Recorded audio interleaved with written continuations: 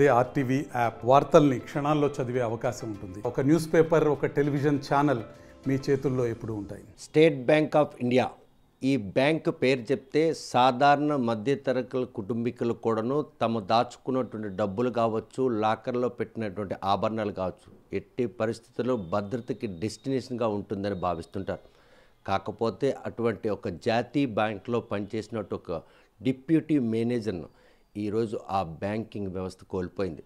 2023 November 11వ తేదీన జరిగినటువంటి గార SBI బ్రాంచ్లో తాకట్టు పెట్టిన బంగారు ఆభరణాలు లాకర్ నుండి బయటికి వెళ్ళి ఇతర బ్యాంకుల్లో పెట్టారని వచ్చిన ఉదంతంలో స్వప్నప్రియ, డిప్యూటీ మేనేజర్గా పనిచేసిన స్వప్నప్రియ ఈ ఘాతకానికి పాల్పడ్డారని ఆరోపణలు వచ్చినాయి.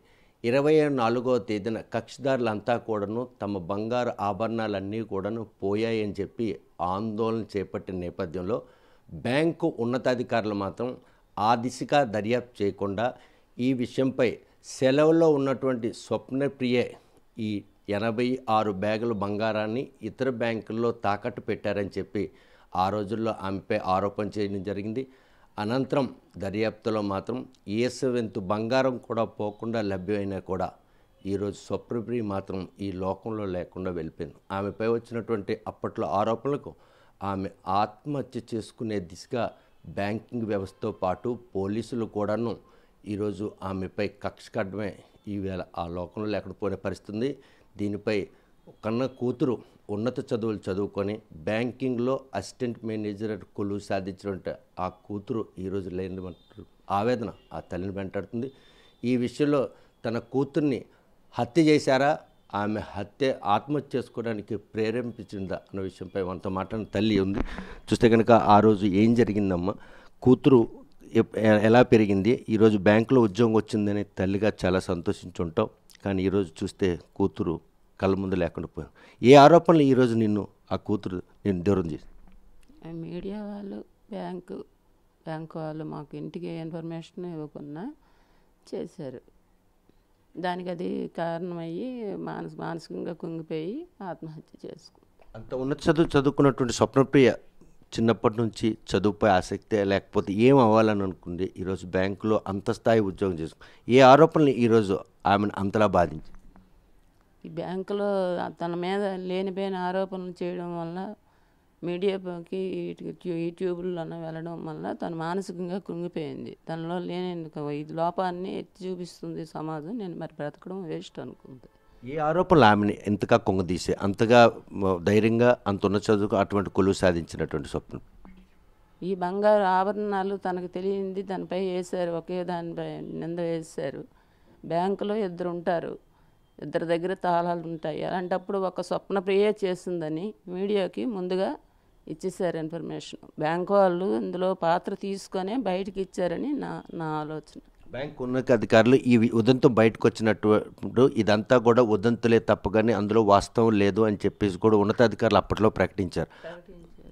28వ తారీఖున ఆర్ఎం గారే వెళ్ళి ఏం లేదు అదంతా ఉంటుందని ఉదంతాలు నమ్మవద్దు మీరని ప్రకటించారు. ఈనాడుకి ఇచ్చారు పేపర్కి. ప్రకటించిన తర్వాత స్వప్నప్రియ మానసిక స్థితి ఎలా ఉంది, మీతో ఏమని మాట్లాడింది, ఈ విషయంలో వచ్చిన కష్టం మిమ్మల్ని కానీ నీతో కానీ షేర్ చేసుకున్నారు?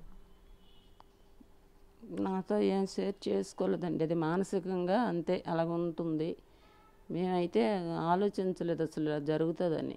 తను ఏమీ విషయం బయట మాట్లాడలేదు, ఇంట్లో ఏ విషయం తెలియచెప్పలేదు. తను తెలియచెప్పకపోయినా స్వప్నప్రియ ఈ ఆభరణాలు దారి మళ్లించిందన్న ఉద్దేశంతో తిరిగి ఆ ఆభరణాలు తెచ్చేందుకు గాను మీరు బ్యాంకు ఎవరైతే ఆర్ఎం రాజు ఉన్నారో ఆయనకి డబ్బులు ఇచ్చి కూడా ఆభరణాలు బ్యాంకులో విడిపించారు, నిజమేనా?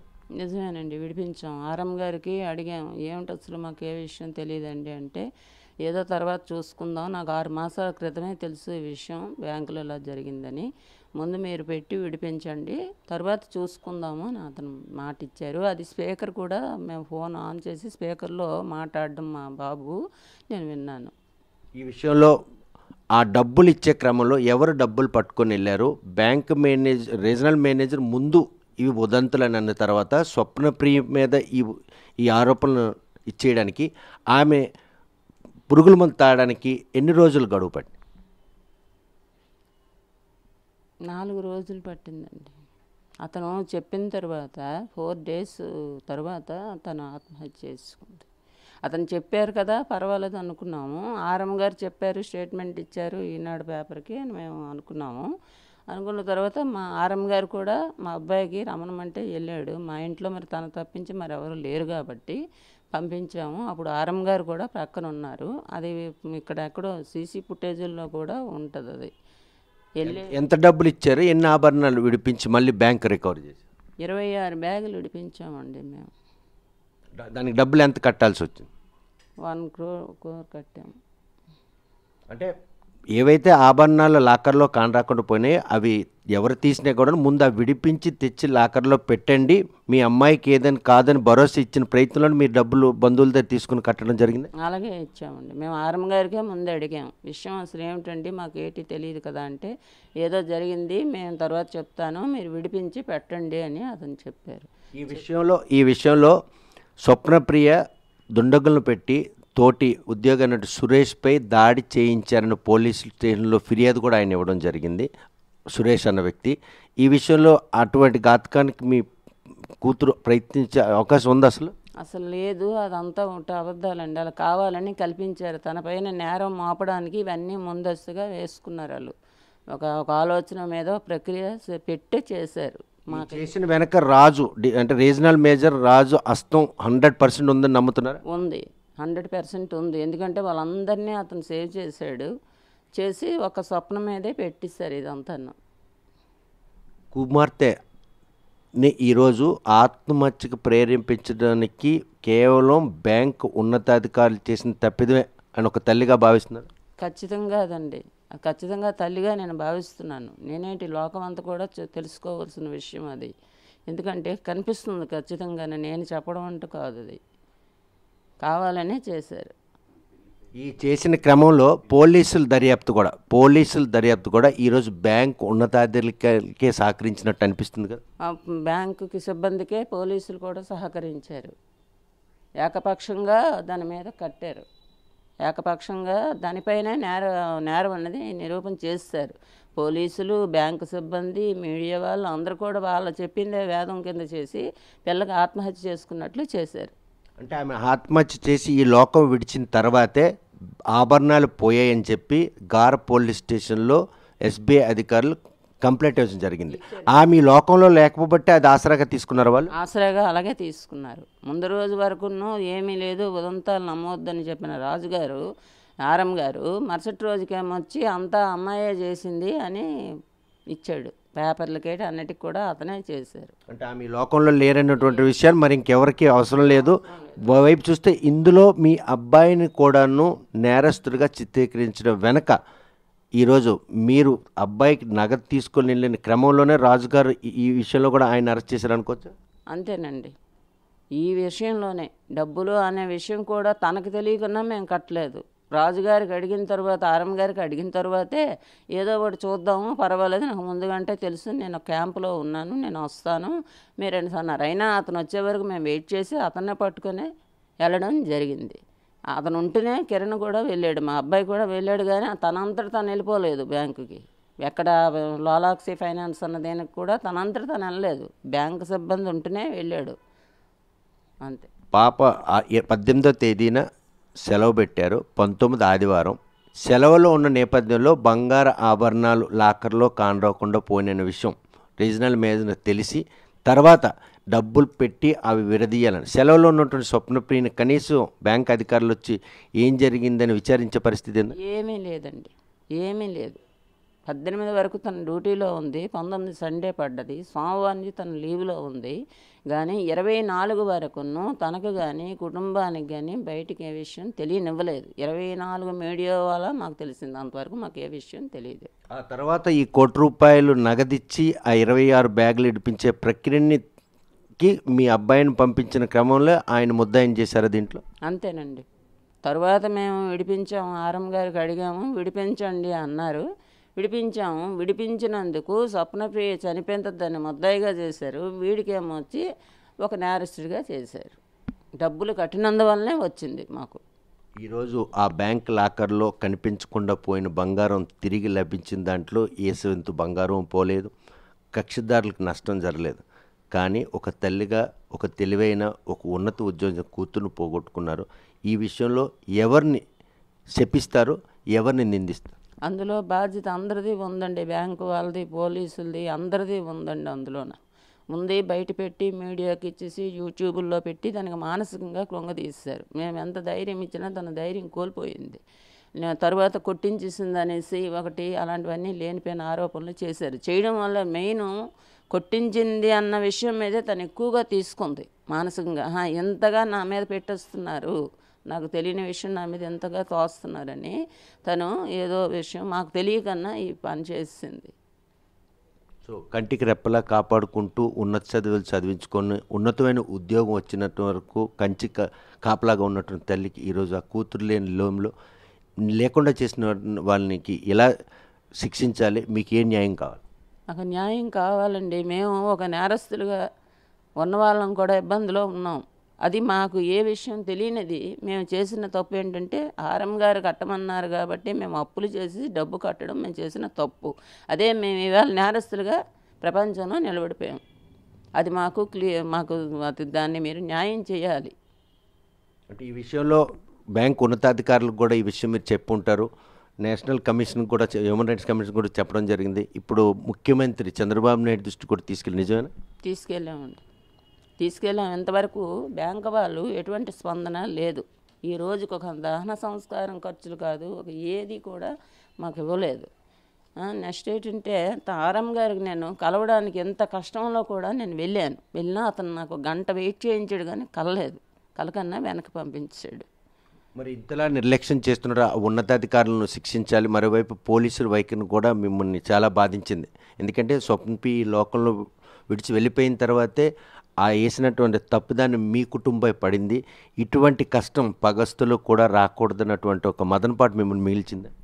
ఉందండి, మాకు అదనం ఉంది. ఎందుకంటే మేము ఒక ఆడవాళ్ళం ఉన్నప్పుడు రాత్రి 11:30, 12 పోలీసులు వచ్చి మా ఇంటికి వచ్చి మా ఇంట్లో వెరిఫికేషన్ చేసి మమ్మల్ని ఇబ్బంది పెట్టవలసిన పని లేదు. అప్పటికే బంగారం దొరికినట్టు కూడా వాళ్ళకి తెలిసి కూడా ఎందుకు వచ్చారు? అసలు నా దగ్గర నుంచి ఏమి పట్టుకెళ్ళారు? మా ఇంటి నుంచి వేసంత బంగారం లేదు, ₹1 క్యాష్ దాని ద్వారా మాకు వచ్చింది లేదు. లేనప్పుడు మా ఇంటికి రాత్రి 11:30, 12 ఒక లేడీ కానిస్టేబుల్ కూడా లేకున్నా వచ్చి మా ఇంటికి వచ్చి మమ్మల్ని ఇబ్బంది పెట్టడం కూడా మాకు చాలా బాధగా ఉంది ఆ విషయం. దాన సంస్కార కార్యక్రమం అయిపోయిన తర్వాత ఆ రోజు బ్యాంక్ ఉన్నతాధికారులు వచ్చారు అక్కడికి? ఎవరూ రాలేదండి, ఎవ్వరూ రాలేదు. ఇంత నష్టం మీకు కడుపు సోకం మిగిల్చినటువంటి ఆ బ్యాంక్ ఉన్నతాధికారులు కావచ్చు, అదేవిధంగా పోలీసుల వైఖరి, ఈ రెండు కలిపి ఈరోజు మీ కూతురుని మీకు కాకుండా చేసిన ఈ సమాజాన్ని ఏం మెసేజ్ ఇవ్వాలని? ఏం చేస్తామండి, మరి అదేదో న్యాయం అనేది మీరు చేయాలి. మరి మాకైతే అన్యాయమే జరిగింది అన్ని విషయాల్లో కూడా. అమ్మాయి చనిపోయింది, చాలా తెలివైంది, అది ఏ రేంజ్కి వెళ్తుందో అనుకున్నాం, అలాంటిది అమ్మాయి కోల్పోయాం. కుర్రోడికి అనవసరంగా ఇందులో పెట్టి ప్రపంచంలో మేము ఒక నేరస్తులుగా నిలబడిపోవలసి వచ్చింది. ఈ సమాజంకి మేము చెప్పవలసిన విషయం ఏంటుంది? మీ ద్వారా మళ్ళీ తెలిస్తేనే మళ్ళీ ఈ సమాజం అన్నది తెలుసుకుంటుంది, లేకపోతే తెలుసుకోదు. ఎలా ఉండేది స్వప్నప్రియ మామూలు చిన్నప్పటి నుంచి ఆమె నడవడికే? మీ తల్లితో పాటు అంత ఉన్నత చదువులు చదువుకుంటే ధైర్యానికి డెస్టినీగా ఉండేది? ధైర్యంగా ఉండేది, తెలివైనది. తర్వాత ఏంటంటే ఎవరితో కూడా ఒక తగువు అలాంటి విషయాల్లో కూడా తను ఉండేది కాదు, చాలా తెలివిగా ఉండేది. అలాంటిది దానికి ఎంత నింద వేయడం తట్టుకోలేకపోయింది. ఎందుకంటే ఎవరి దగ్గర కూడా ఒక మాట పడిన మనిషి కాదు. దాని సర్వీస్ 14 సంవత్సరాలు. ఇటువంటి అన్యాయం జరిగినప్పుడు మాకు మరి ఏం చేస్తారో అది మీ ఇష్టం, మీ మీడియా సహకరించాలి మాకు. చూస్తే ప్రస్తుతం మాత్రం రాజు ఎవరైతే రీజనల్ మేనేజర్ ఉన్నారో రాజు ఆ తోటి ఉద్యోగ ఆత్మహత్య కారణమైనట్టు ఒక ప్రథమ ముద్దాయిగా ఆయన చూడొచ్చా? చూడాలి. అతనే ప్రథమ ముద్దాయి. అతను చెప్పగాబట్టి కదా మేము ఈ అమౌంట్ అంతా కట్టం కదా, మాకు అవసరం లేదు కదా. అతను చేసిన పనే. ముందంతా లేదన్నారు, తర్వాత ఏమొచ్చి అంతా కుటుంబానికే తెలుసు, నాకేం సంబంధం లేదన్నట్టుగా సైడ్ అయిపోయింది. సో సంబంధం లేనటువంటి ఒక ఉదంతాన్ని ఈరోజు స్వప్నప్రియపై రుద్ది మీ కుటుంబాన్ని అంతటిని కూడా ఛిద్రం చేసి మీ కుటుంబంలో ఆమె లేనటువంటి పరిస్థితి తీసుకొచ్చినటువంటి ఈ బ్యాంకింగ్ వ్యవస్థ ఉన్నతాధికారులు, పోలీసులు కూడాను కేసు తెలియదు, ఆ కేసులో వాస్తవాలు తెలియకుండా ఆమెను కనీసం ప్రాణాలతో కాపాడని ప్రయత్నం కూడా చేయలేదు ఎవరు? చేయలేదండి, చేయలేదు, ఎవరు రాలేదు కూడాను. అసలు ఏం జరిగింది అన్నది మాకు తెలియజేయలేదు. తర్వాత కూడా రాలేదు ఎవరు. సో ఈ బ్యాంక్ జాతీయ బ్యాంక్ చాలా నమ్మకమైన బ్యాంక్. ఇటువంటి బ్యాంకులో మీ కుమార్తె జరిగినటువంటి ఈ అన్యాయం ఆ బ్యాంకు పైన విశ్వసనీయత పోతుంది అనుకోవచ్చా? పోతుందండి, మరి పోవడానికి పోతుంది, 100% పోతుంది. ఇలాంటి అధికారులు ఉంటే పోతుంది, తప్పకుండా పోతుంది. తప్పు ఉన్నప్పుడు నువ్వు ఒక పై అధికారిగా శిక్షించు. అమ్మాయికి మేము కాదనము, సస్పెండ్ చేయి, డిస్మిస్ చేయి, ఇంకా మించినది అయితే. అంతేగాని ఏది తెలియనట్టుగా పత్రికలకి మీడియాకి ఇవ్వడం కరెక్ట్ కాదు. తనకు ఎంప్లాయ్, అలాంటప్పుడు అలాంటి పని చేయడం అనేది చాలా తప్పు. అతనికి ఉందా అధికారం? సస్పెండ్ చేయమనండి, డిస్మిస్ చేసిమనండి, మేము బాధపడకపోతాం. ఈరోజు తప్పు ఉంది కాబట్టి చేశారు అనుకుందాం. ఎందుకు ఇంత దాగుడు మూతలు చేసి తన జీవితంతో ఎందుకు ఆడుకున్నాడు అనేదే నాకు కావాలి. ఇప్పుడు ఆ ప్రశ్నకి జవాబు అనేది నాకు ఇవ్వాలి అతను. అక్టోబర్ నెల 3 నెలలు ఏదైతే వార్షిక తనిఖీలో ఆభరణాలన్నీ కూడాను సవ్యంగా ఉన్నాయని నివేదిక ఇచ్చినటువంటి రీజనల్ మేనేజర్ రాజు ఈరోజు నవంబర్ 19వ తేదీన నగలు కనబడలేదు అన్నటువంటి విషయాన్ని ఏ విధంగా మీరు తీసుకుంటున్నారు? సెప్టెంబర్లో ఆడిట్ అయ్యేటప్పుడు అంతా బాగానే ఉందన్నట్టుగా రాసుకొని వెళ్ళారు. అధికారులు వచ్చారు, వీళ్ళకి ఇతనికి తెలుస్తుంది ప్రతి విషయం కూడాను. కానీ ఆ సెప్టెంబర్లో జరిగింది క్లియర్గా ఉందన్నప్పుడు నవంబర్ 14వ తేదీ 11వ తారీఖు సరికి ఇంత బంగారం మాయైంది అనడం అది కూడా వాస్తవాలు కావు. ఎందుకంటే కావాలనే బ్యాంక్ ఉన్నతాధికారులు వారు చేసిన తప్పిదాన్ని స్వప్నప్రియ మీద నెట్టి ఈరోజు ఈ భూమి మీద ఆవిడ లేకుండా చేశారు అనడంలో ఎటువంటి అతిశక్తి? 100% అది కరెక్ట్ అండి. ఎందుకంటే అప్పటికప్పుడు జరిగిన విషయం కాదు. ఒక ఇంటి తాళమే ఒకళ్ళ దగ్గరగా కానీ ఇద్దరి దగ్గర ఉంటుంది. బ్యాంకు అన్నది అందరికీ తెలిసిన ఈ రోజుల్లో. డాక్రా వచ్చిన తర్వాత ప్రతి ఒక్కరికి తెలుస్తుంది. ఒక్క స్వప్నయే తాళం తీసి పట్టుకెళ్ళింది అన్నది వాస్తవాలు కావు. ఎందుకంటే తనతో పాటు కస్టోడియన్ ఉంటాడు. అతనిపై ఎటువంటి ఆరోపణ లేదు. అతనిది కనీసం ఫోటో లేదు, ఒక పేపర్ లేదు. ముందు చక్కగా బెయిల్ కూడా మంజూరు చేయించాడు టిఆర్ఎం రాజు.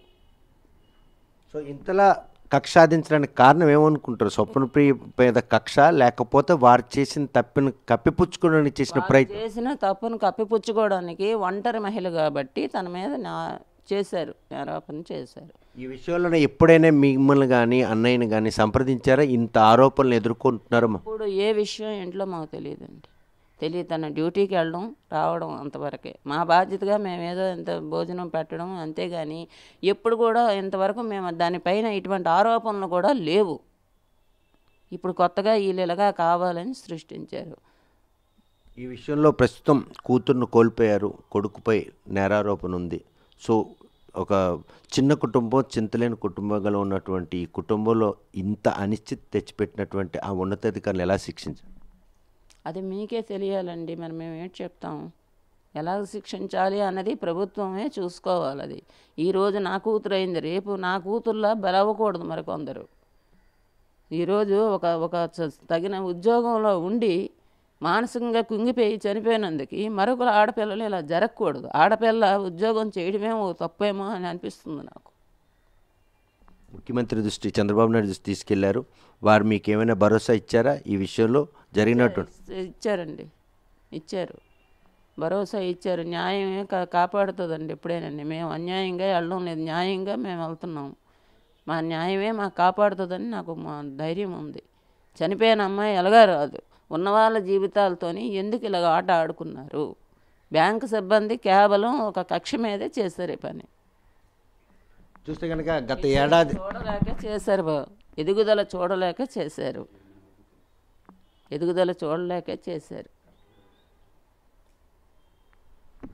చూస్తే కనుక గత ఏడాది నవంబర్ 18వ తేదీన గార ఎస్బీఐ బ్రాంచ్లో సుమారు 86 బ్యాగుల బంగారు ఆభరణాలు లాకర్ నుండి మాయమయ్యాయి. ప్రైవేట్ బ్యాంకుల్లో తాకట్టు పెట్టి సుమారు 4.5 కోట్ల రూపాయలు తీసుకున్నారన్న ఆరోపణల మీద అప్పటికి డిప్యూటీ మేనేజర్గా ఉన్న స్వప్నప్రియ ఈ ఉదంతానికి పాల్పడి ఉంటుంది అని చెప్పేసి ఆరోపణలు వెల్లువెత్తి అనంతరం ఈ విషయం 24వ తేదీన అంటే ఈ విషయం రీజనల్ మేనేజర్ తెలిసిన తర్వాత 18వ తేదీన విధులు నిర్వహించుకొని ఇంటికి వస్తూనే 19వ తేదీ ఆదివారం కావడం అప్పటి నుండి కూడాను సెలవుపై ఉన్నటువంటి స్వప్నప్రియను కనీసం విచారణ చేపట్టకుండా 24వ తేదీన ఈ ఉదంతం బయటకు వచ్చిన తర్వాత కేవలం శాఖాపరమైన దర్యాప్తే తప్ప కనీసం స్వప్నప్రియ విచారణ చేయడం కానీ ఈ ఆభరణాలు ఎక్కడ వెళ్ళాయన్న విషయం చెప్పకుండా ఆభరణాలు ఇతర బ్యాంకుల్లో తాకట్టు పెట్టారన్న విషయాన్ని కుటుంబ సభ్యులకు తెలియజేసి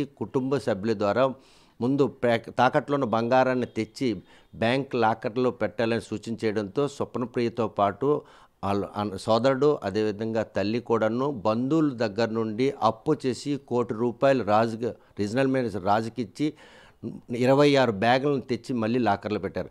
6 నెలల వ్యవధిలో మొత్తం బంగారాన్ని తెప్పించే ఏర్పాటు చేస్తున్న రాజు భరోసా ఇవ్వడంతోనే కుటుంబ సభ్యులందరూ కూడా ఈ ప్రయత్నం చేశారు. కాకపోతే కక్షిదారుల ఆందోళన చేపట్టడంతో ఈ జరుగుతున్నట్టు ఉదంతాలు ఓవైపు మాధ్యమాల్లో ఆమెపై రావడం, మరోవైపు తోటి ఉద్యోగి సురేష్పై ఎవరో గుర్తు తెలియని వ్యక్తులు దాడి చేస్తే ఆ దాడి నేనే చేపించానన్నటువంటి ఆరోపణలతో మొదలుపడినట్టు స్వప్నప్రియ 29వ తేదీ రాత్రి ఆత్మహత్యకు పాల్పడింది. ఆమెను చికిత్స నిమిత్తమై వైజాగ్ తరలించి ఆసుపత్రిలో మృతి చెందడం జరిగింది. ఆర్థిక లావాదేవీల్లో ఆరోపణలు ఎత్తుకుంటున్నటువంటి బ్యాంకు ఉన్నతాధికారులు కనుక విషయం బయటకు వస్తే వారు ఆత్మహత్యకి ప్రేరేపింపబడతారనే విషయాన్ని అప్పట్లోనే ఆర్టీవీ కూడా సూచించేయడం జరిగింది. అయినప్పుడు కూడా బ్యాంకు ఉన్నతాధికారులు ఆమెను ప్రాణాలను కాపాడే ప్రయత్నం కూడా చేయకపోవడంతోనే ఈరోజు ఒక బ్యాంకు ఉన్నత ఉద్యోగిని మాత్రం ఆ రంగం కోల్పోయిందని చెప్పుకోవచ్చు. మరోవైపు చూస్తే ఈ ఏదైతే తాకట్టు బంగారం సంబంధించి 86 బ్యాగులు ఉన్నాయో అవి 3 ప్రైవేట్ బ్యాంకుల్లో తాకట్టు పెట్టారు. 26వ తేదీన రీజనల్ మేనేజర్ రాజు గార్ పోలీస్ స్టేషన్లో బ్యాంక్ లాకర్లో ఉన్నటువంటి ఆభరణాలు మాయమయ్యాయి, వాటిని తేవాలని చెప్పి రిటర్న్గా పోలీసులు కంప్లైంట్ ఇవ్వడంతో రంగంలో దిగినటువంటి పోలీసులు మాత్రం ఈ 3 ప్రైవేట్ బ్యాంకుల్లో ఉన్నటువంటి 86 బ్యాగులను స్వాధీనం చేసుకుని అందులో ఏసవెత్తు బంగారం కూడా పోకుండా మొత్తం లభ్యమైంది. ఆ బంగారం ఆభరణాలు ఎవరైతే కక్షిదారులు తాకట్టు పెట్టారో వారందరూ కూడా అప్పగించడం కూడా జరిగింది. కాకపోతే ఈ విషయంలో ఆరోపణలు ఎదుర్కొన్నటువంటి రీజనల్ మేనేజర్ స్వప్నప్రియ మాత్రం ఈరోజు ఈ లోకంలో పోవడంతో పాటు చిన్న కుటుంబం, చింతలేని కుటుంబం, కూతుర్ని కొడుకును కూడా ఉన్నత చదువులు చదివించి సొసైటీలో ఒక ఐడెంటిటీగా బతుకుతున్నటువంటి ఆ గౌరవానికి భంగం కలిగించడంతో పాటు తన కుమార్తె ధైర్యానికి డెస్టినీగా ఉండేది.